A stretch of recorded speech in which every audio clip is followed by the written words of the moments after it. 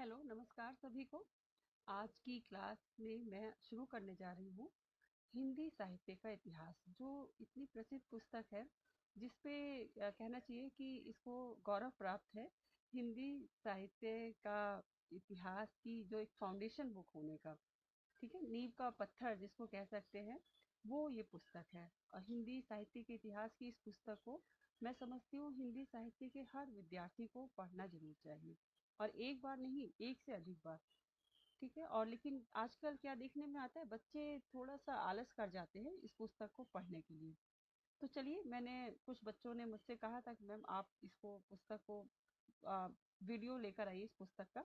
तो ठीक है, पीडीएफ तो सबके पास होगा ही, और मुझे उम्मीद है कि पुस्तक सबके पास होनी चाहिए।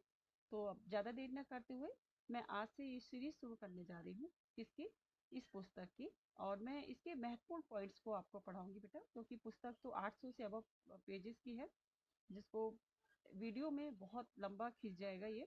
तो मैं वीडियो डेली लेकर आऊंगी इस पुस्तक पे आधारित, लेकिन जो महत्वपूर्ण पॉइंट्स हैं उनका, जो आप बिल्कुल चिंता मत कीजिए, जो पढ़ने वाली चीजें हैं, जो पुस्तक से पूछी जाती हैं, पूछी गई हैं और पूछी जाएंगी, उन चीजों को मैं आपको जरूर पढ़ाऊंगी। तो बस आप मेरे साथ बने रहिएगा और मेरी संवेदना को महसूस कीजिएगा कि मेरी और शुक्ल जी की मेन तो है कि शुक्ल जी ने इस पुस्तक को लिखने में बहुत मेहनत की है। और वाकई में ये पुस्तक आज हर हिंदी साहित्य के विद्यार्थी के पास होनी भी चाहिए, और होगी भी, मुझे ऐसी उम्मीद है। तो चलिए, जो पहली बार नेट देने जा रहे हैं, जो नए नए इस क्षेत्र में आए हैं, उनके लिए भी ये बहुत लाभ पहुंचाएगी। आप लोग बस सुनते रहिए, अगर आपके पास पूरा समय नहीं है तो कान में लगा के इसको सुनते रहिएगा, इस वीडियो को। आपको पूरी बुक धीरे धीरे समझ में भी आ जाएगी और आपको इसमें इंटरेस्ट भी आएगा। चलिए, अब मैं शुरू करती हूँ। तो ये पुस्तक है, मैं आपको पहले पुस्तक दिखा देती हूँ, हिंदी साहित्य का इतिहास, आचार्य रामचंद्र शुक्ल। दिख रही होगी आपको। चलिए, प्रथम संस्करण का वक्तव्य। ये वक्तव्य है लेखक का। हिंदी कवियों का एक वृत्त संग्रह ठाकुर शिव सिंह सेगर ने सन 1833 ईस्वी में प्रस्तुत किया था। ठीक है, ये 1833 ईस्वी में ये आ चुकी थी। एक मिनट।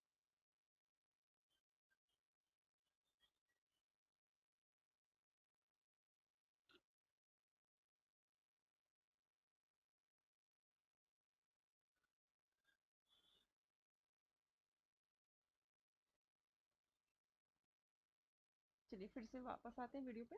तो ये महत्वपूर्ण पंक्ति है बच्चों। इन्होंने यहाँ पे उल्लेख किया है कि एक जो ठाकुर शिव सिंह सेंगर थे, उनकी पुस्तक 1833 ईस्वी में आई थी। उसके पीछे सन 1879 में डॉक्टर अफसर ग्रियर्सन ने modern vernacular literature of northern Hindustan के नाम से एक वैसा ही बड़ा कविवृत्त संग्रह निकाला।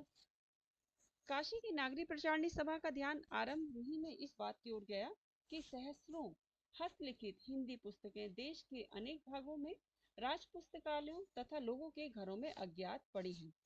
अतः सरकार की आर्थिक सहायता से उसने सन 1900 में पुस्तकों की खोज का काम हाथ में लिया, और सन 1911 तक अपनी खोज की 8 रिपोर्टों में सैकड़ों अज्ञात कवियों तथा ज्ञात कवियों के अज्ञात ग्रंथों का पता लगाया। ये महान काम किसने किया था बच्चों? नागरी प्रचारणी सभा के लोगों ने, जिसमें सबसे महत्वपूर्ण जो रोल है श्याम सुंदर दास जी का है। सन 1913 में सारी सामग्री का उपयोग करके मिश्र बंधुओं श्री युत पंडित श्याम बिहारी मिश्र आदि ने अपना बड़ा भारी कवि वृत्त संग्रह मिश्र बंधु विनोद, जिसमें वर्तमान काल के लेखकों और कवियों का भी समावेश किया गया है, 3 भागों में प्रकाशित किया। ठीक है, आप देख पा रहे होंगे पीडीएफ आपके पास सामने खुला हुआ है। वीडियो को थोड़ा जूम करके देखेंगे तो ये सारी जानकारी आपको मिल जाएगी।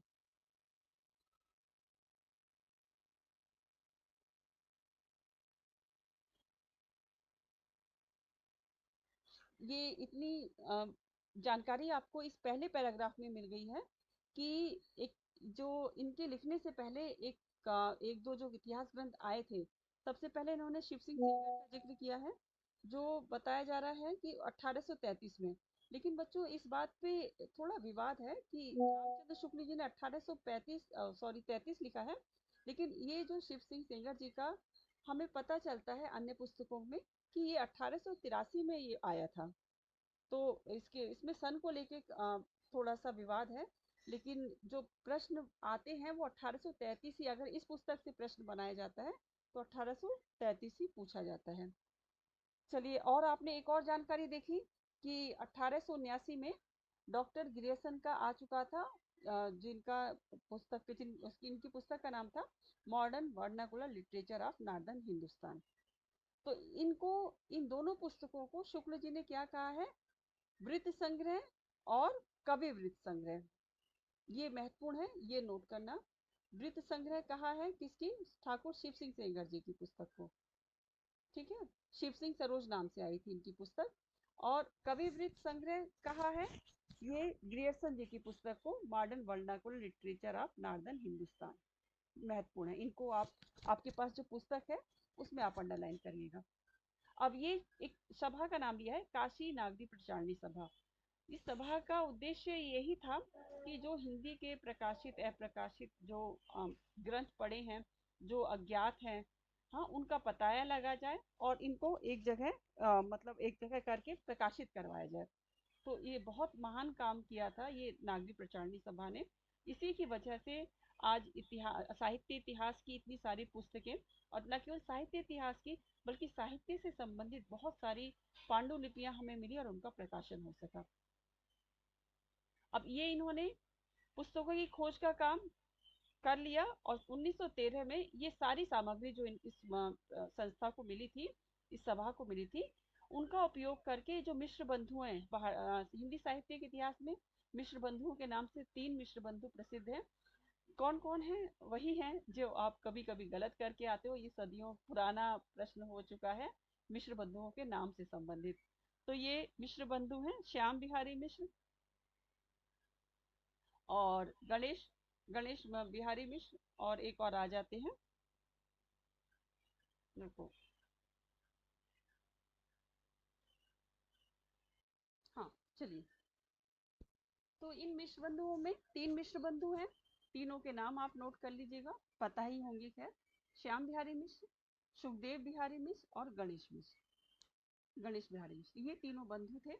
इन्होंने एक ग्रंथ निकाला, मिश्र बंधु विनोद, और इसको क्या कहा है शुक्ल जी ने? बड़ा भारी कवि वृत्त संग्रह। ये देखिए, अब तीनों जो ग्रंथ उनके इतिहास ग्रंथ से पहले आए थे, इनके नाम देख लीजिए। इसमें शिव सिंह सरोज को उन्होंने क्या कहा है? व्रत संग्रह। Modern vernacular literature of northern Hindustan को कहा है बड़ा कवि व्रत संग्रह। और इनको जो मिश्र बंधु विनोद जो पुस्तक आई थी उसको कहा है बड़ा भारी कवि वृत्त संग्रह। इस पे भी प्रश्न बनने की संभावना रहती है और पूछे भी गए हैं, तो याद रखिएगा। चलिए, ये 3 भागों में आया। इधर जब से विश्वविद्यालयों में हिंदी की उच्च शिक्षा का विधान हुआ, तब से उसके साहित्य की विचार श्रृंखलाबद्ध इतिहास की आवश्यकता का अनुभव छात्र और अध्यापक दोनों कर रहे थे।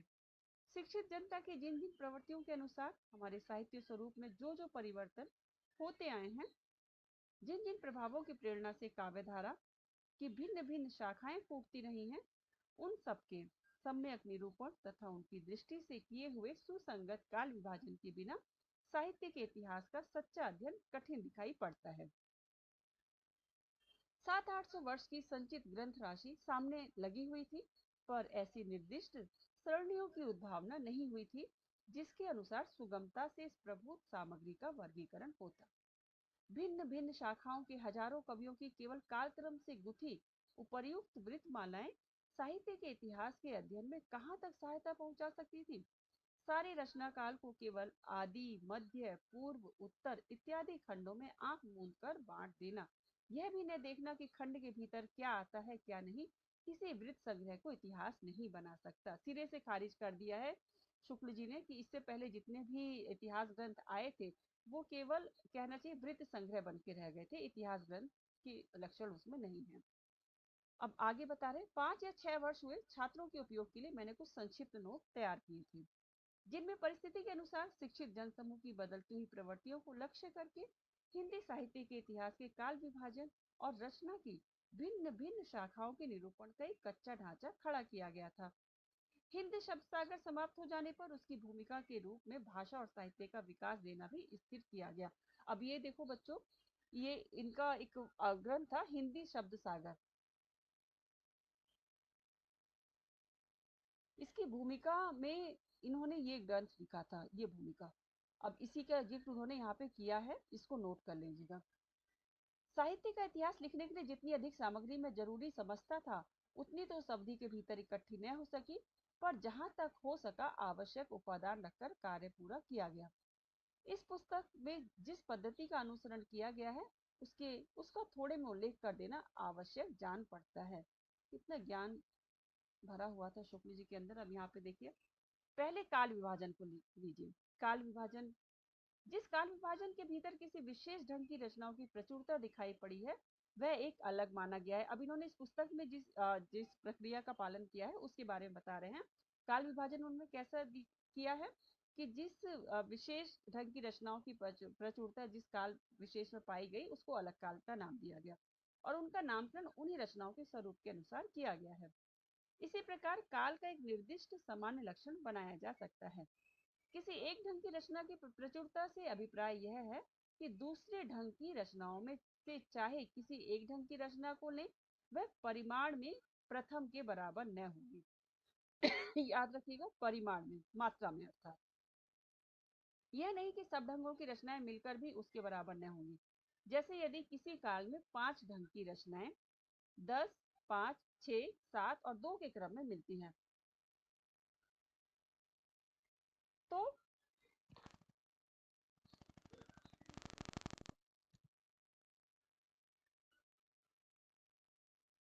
जिस ढंग की रचना की 10 पुस्तकें हैं, उसकी प्रचुरता कही जाएगी। यद्यपि शेष और ढंग की सब पुस्तकें मिलाकर 20 हैं। यह तो हुई पहली बात। अर्थात आप समझ पा रहे हो बच्चों, क्या कह रहे हैं ये, कि जैसे किसी काल की में हमें उस काल विशेष से कहना चाहिए कि पुस्तकें प्राप्त हुई हैं, तो ज्यादातर मात्रा किस तरह की पुस्तकों की है, उसके आधार पर उन्होंने उस काल का विभाजन किया है या उसका नाम रखा है। ठीक है, ये बात समझ में आ गई। चलिए, और जैसे आप अभी आगे पढ़ोगे भी कि इन्होंने का जो वीर गाथा काल रखा है, इन्होंने कुछ पुस्तकों के आधार पर ही रखा है उसका नाम वीर गाथा काल।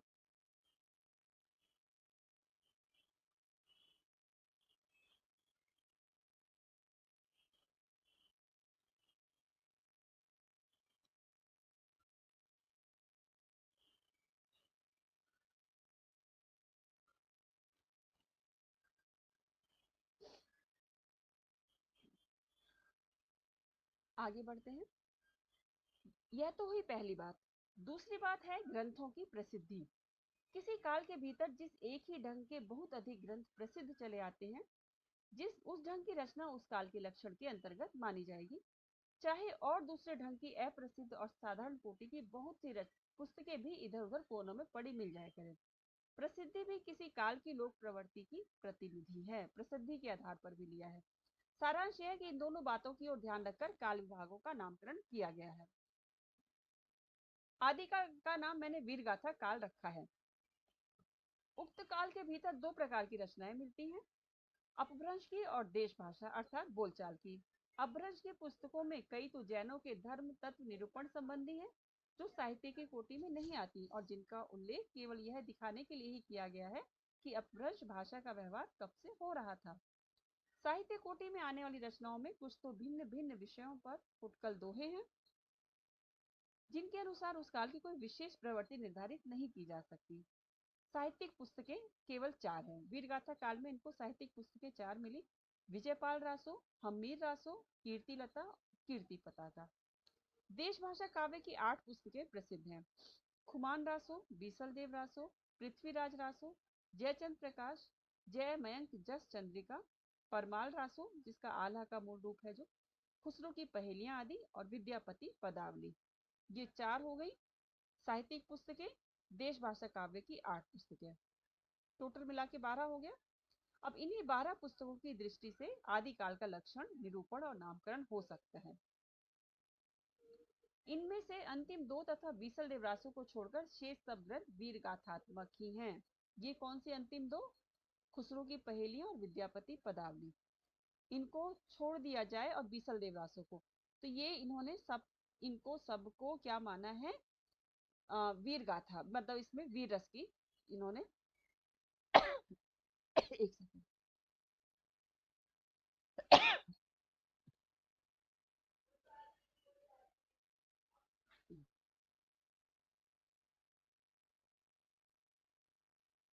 हाँ, चलिए। तो ये जो पुस्तकें हैं, बाकी जो 8 पुस्तकें हैं, इसमें इन्होंने इनको वीर रस से भरपूर माना है और इसी के आधार पर इन्होंने इसका नाम वीर गाथा काल रखा है। तो ये देखिए, अतः आदिकाल का नाम वीरगाथा काल ही रखा जा सकता है। जिस सामाजिक या राजनीतिक परिस्थिति की प्रेरणा से वीरगाथाओं की प्रवृत्ति रही है, उसका सम्यक निरूपण पुस्तक में कर दिया गया है। अब मिश्र बंधुओं ने इस आदिकाल के भीतर इतनी पुस्तकों की नामावली दी है। मिश्र बंधुओं ने जो अपनी पुस्तक थी उनकी, मिश्र बंधु विनोद, उसमें आदिकाल के भीतर इन पुस्तकों को रखा है। क्या क्या है इनका जिक्र भी देख लीजिए। भगवत गीता, वृद्ध नवकार, वर्तमान, संवत्सार, पतंजलि, अनन्य योग, जम्बू स्वामी रास, रैवत गिरिरास, नेमिनाथ चौपई और उपदेश माला।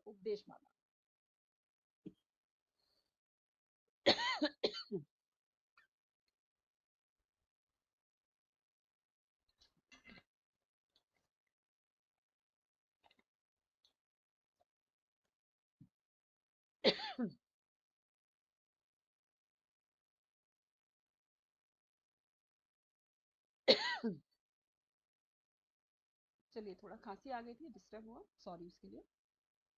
तो ये इन पुस्तकों का जिक्र किसने किया है, मिश्र बंधुओं ने। अब ये बता रहे शुक्ल जी कि इनमें से नंबर 1 तो पीछे की रचना है, जैसा कि इसकी भाषा से स्पष्ट है। भगवत गीता की बात हो रही है।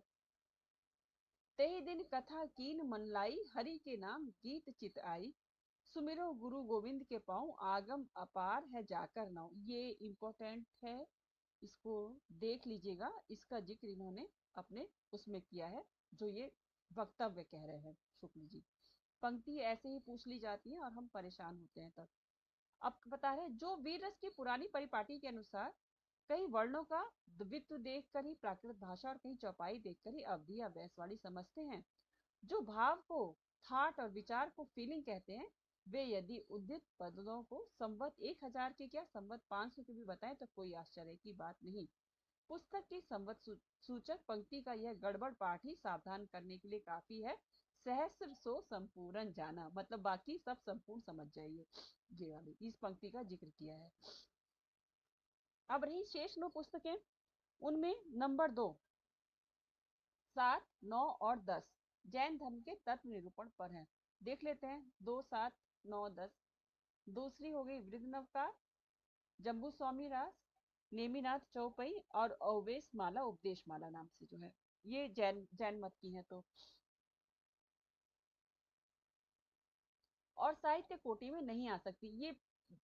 इस पे बाद में जाके विवाद भी हुआ है बच्चों, इनकी इस पंक्ति पे। और किसने इनका खंडन किया है, जाहिर है इन्होंने किया है, हजारी प्रसाद द्विवेदी जी ने। इन्होंने तो बाकी और भी कई जो साहित्य लेखकों ने किया है, इतिहास लेखकों ने। लेकिन ये जो पंक्ति है, ये इन्होंने कह दिया है कि जैन धर्म के तत्व निरूपण की है, इसलिए साहित्य की कोटि में नहीं आ सकती। और इसका पूरा विरोध किया है हजारी प्रसाद द्विवेदी जी ने अपने ग्रंथ में। उन्होंने कहा है कि अगर ये जैन धर्म के आधार पर साहित्य में नहीं आ सकती तो साहित्य का तो एक पूरा एक काल ही भक्ति काल है, उसको कैसे साहित्य की श्रेणी में लिया गया है ना। और सही बात है, सोचने की बात तो है इस बात पर। चलिए आगे देखते हैं शुक्ल जी क्या कह रहे हैं अभी। कोटि कोटि प्रणाम है शुक्ल जी, हम बस आपके लिखे हुए को छात्रों तक पहुंचा रहे हैं, आत्मसात खुद भी कर रहे हैं और छात्रों को भी करवाने का प्रयास कर रहे हैं। चलिए आगे कहते हैं, नंबर 6 योग की पुस्तक है। हाँ, ये तो पतंजलि योग की पुस्तक है ही, मान लिया हमने हमने भी मान लिया। ये अनन्य योग की बात कर रहे हैं इसकी। और नंबर 3 और 4 केवल नोटिस मात्र हैं, विषयों का कुछ भी विवरण नहीं है। 3 और 4 भी देख लो, वर्तमान और संवत्सर, ये केवल नोटिस मात्र है। इस प्रकार केवल 2 साहित्यिक पुस्तकें बची जो वर्णनात्मक मतलब डिस्क्रिप्टिव हैं। एक में नंद के जौनार का वर्णन है, दूसरे में गुजरात के रैवत पर्वत का। अतः इन पुस्तकों की नामावली से मेरे निश्चय में किसी प्रकार का अंतर नहीं पड़ सकता। यदि ये भिन्न भिन्न प्रकार की 9 पुस्तकें साहित्यिक भी होती तो भी मेरे नामकरण में कोई बाधा नहीं डाल सकती थी, क्योंकि मैंने 9 प्रसिद्ध वीर गाथात्मक पुस्तकों का उल्लेख किया है। Ten ten. इन्होंने अपनी बात डिक्लेयर कर दी है। एक मिनट में देख लेती हूँ वक्तव्य, बस थोड़ा सा और बचा है, आज केवल वक्तव्य ही करेंगे। अगर आप लोगों को पसंद आएगा, अच्छा लगेगा, तो मुझे मैसेज करिएगा। मैं इस पूरी पुस्तक को पढ़ाने की अपनी कहना चाहिए कोशिश करूंगी, अपना पूरा प्रयास करूंगी। चलिए फिर से आ जाइए इस टॉपिक पे। एक ही काल और एक ही कोटि की रचना के भीतर जहाँ भिन्न भिन्न प्रकार की परंपराएं चली हुई पाई गई हैं, वहाँ अलग अलग शाखाएं करके सामग्री का विभाग किया गया है। शाखाएं बस अलग कर दी गई हैं। जैसे भक्ति काल के भीतर पहले तो दो काव्य धाराएं, निर्गुण धारा और सगुण धाराएं निर्दिष्ट की गई हैं। फिर प्रत्येक धारा की दो दो शाखाएं स्पष्ट रूप से लक्षित हुई हैं। निर्गुण धारा की ज्ञानाश्रय और प्रेम मार्गी मतलब सूफी शाखा, तथा सगुण धारा की राम भक्ति और कृष्ण भक्ति शाखा। इन धाराओं और शाखाओं की प्रतिष्ठा यूं ही मनमाने ढंग पर नहीं की गई है। उनके एक दूसरे से अलग करने वाली विशेषताएं अच्छी तरह दिखाई भी गई हैं और देखते ही ध्यान में भी आ जाएंगी। अब रीतिकाल की बात बता रहे हैं। रीतिकाल के भीतर रीतिबद्ध रचना की जो परंपरा चली है, उसका उप विभाग करने का कोई संगत आधार मुझे नहीं मिला है। रचना के स्वरूप आदि में कोई स्पष्ट भेद निरूपित किए बिना विभाग कैसे किया जा सकता है? किसी काल विस्तार को लेकर यूं ही पूर्व और उत्तर नाम देकर दो हिस्से कर डालना ऐतिहासिक विभाग नहीं कहला सकता, जब तक पूर्व और उत्तर के अलग अलग लक्षण न बताए जाएं। तब तक इस प्रकार के विभाग का कोई अर्थ नहीं है। ठीक है जी। इसी प्रकार थोड़े थोड़े अंतर पर होने वाले कुछ प्रसिद्ध कवियों के नाम पर अनेक काल बांध चलने से पहले यह दिखाना आवश्यक है कि प्रत्येक काल प्रवर्तक कवि का यह प्रभाव उसके काल में होने वाले सब कवियों में सामान्य रूप से पाया जाता है। जैसे इनके पहले से जो इतिहास ग्रंथ है ना, उनमें कुछ कुछ कवियों के नाम पर भी काल विभाजन कर दिया गया था, उसी का इन्होंने खंडन किया है। विभाग का कोई पुष्ट आधार होना चाहिए। रीतिबद्ध ग्रंथों की बहुत गहरी छानबीन और सूक्ष्म पर्यालोचना करने पर आगे चलकर शायद विभाग का कोई आधार मिल जाए, पर अभी तक मुझे नहीं मिला है। अभी तक इनको नहीं मिला है। रीतिकाल के संबंध में दो और बातें कहनी है। इस काल के कवियों के परिचयात्मक वृत्तों की छानबीन में मैं अधिक नहीं प्रवृत्त हुआ हूँ, क्योंकि मेरा उद्देश्य अपने साहित्यिक इतिहास का एक पक्का और व्यवस्थित ढांचा खड़ा करना था, न कि कवि कीर्तन करना। महत्वपूर्ण है ये पंक्ति। डिक्लेयर किया है इन्होंने कि इनका उद्देश्य साहित्यिक इतिहास रचना था, कवि कीर्तन करना नहीं था। अतः कवियों के परिचयात्मक विवरण मैंने प्राय मिश्र बंधु विनोद से ही लिए हैं। इन्होंने यहाँ ये भी बता दिया है कि ये जो इन्होंने विवरण दिए हैं वो किस पुस्तक से लिए हैं, मिश्र बंधु विनोद से। कहीं कुछ कवियों के विवरणों में परिवर्तन और परिष्कार भी किया है, जिससे ठाकुर, दीनदयाल गिरी, राम साहे और रसिक गोविंद के विवरणों में। महत्वपूर्ण है बच्चों, किसमें इन्होंने परिष्कार किया है? ठाकुर, दीनदयाल गिरी, राम साहे और रसिक गोविंद। यदि कुछ कवियों के नाम छूट गए या किसी किसी की कवि की मिली हुई किसी पुस्तक का उल्लेख नहीं हुआ, तो इसमें मेरी कोई उद्देश्य हानि नहीं हुई, बड़ी उद्देश्य हानि नहीं हुई। इस काल के भीतर मैंने जितने कवि लिए हैं या जितने ग्रंथों के नाम दिए हैं, उतने ही जरूरत से ज्यादा मालूम हो रहे हैं। रीतिकाल भी लिखा है उन्होंने। रीतिकाल या अन्य और किसी काल के कवियों की साहित्यिक विशेषताओं के संबंध में मैंने जो संक्षिप्त विचार प्रकट किए हैं, वे दिग्दर्शन मात्र के लिए। इतिहास की पुस्तक में किसी कवि की पूरी क्या अधूरी आलोचना भी नहीं आ सकती। हाँ सही है, इतिहास पुस्तक अलग है, आलोचना अलग है। किसी कवि की आलोचना लिखनी होगी तो स्वतंत्र प्रबंध या पुस्तक के रूप में लिखूंगा। बहुत प्रसिद्ध कवियों के संबंध में ही थोड़ा विस्तार से लिखना पड़ा है, पर वहां भी विशेष प्रवृत्तियों का ही निर्धारण किया गया है। यह अवश्य है कि उनमें से कुछ प्रवृत्तियों को मैंने रसोपयोगी और कुछ को बाधक कहा है। आधुनिक काल में गद्य का आविर्भाव सबसे प्रधान साहित्यिक घटना है। बहुत महत्वपूर्ण है बच्चों, ये पंक्ति तो बार बार पूछी गई है कि किसने कही है। शुक्ल जी ने आधुनिक काल में सबसे बड़ी साहित्यिक घटना माना है गद्य का आविर्भाव। इसलिए उसके प्रसार का वर्णन विशेष विस्तार के साथ करना पड़ा है। मेरा विचार इस थोड़े से काल के बीच हमारे साहित्य के भीतर जितनी अनेक रूपता का विकास हुआ है, उनको आरंभ तक लाकर उसमें आगे की प्रवृत्तियों का सामान्य और संक्षिप्त उल्लेख करके ही छोड़ देने का था। क्योंकि वर्तमान लेखकों और कवियों के संबंध में कुछ लिखना अपने सिर एक बड़ा मोल लेना ही समझ पड़ता है था। पर जी ने माना वर्तमान सहयोगियों तथा उनकी अमूल्य कृतियों का उल्लेख भी थोड़े बहुत विवेचन के साथ डरते डरते किया गया। अब ये चीज देखो बच्चों, यहाँ पे इन्होंने कहा है कि इस थोड़े से काल के बीच, अब उस समय जब ये ग्रंथ लिखा गया था तो आधुनिक काल को बहुत ज्यादा समय नहीं हुआ था, इसलिए इन्होंने ये बात यहाँ पे कही है। वर्तमान काल के अनेक प्रतिभा संपन्न और प्रभावशाली लेखकों और कवियों के नाम जल्दी में या भूल से छूट गए होंगे। इसके लिए उनसे तथा उनसे भी अधिक उनकी कृतियों से विशेष रूप से परिचित महानुभावों से क्षमा की प्रार्थना है।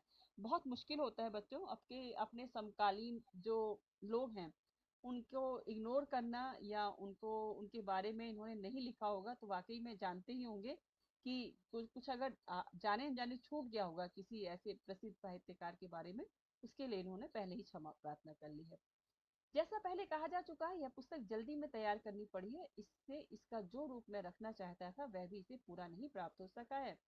कवियों और लेखकों के नामोल्लेख के संबंध में एक बात का निवेदन और है। इस पुस्तक का उद्देश्य संग्रह नहीं था।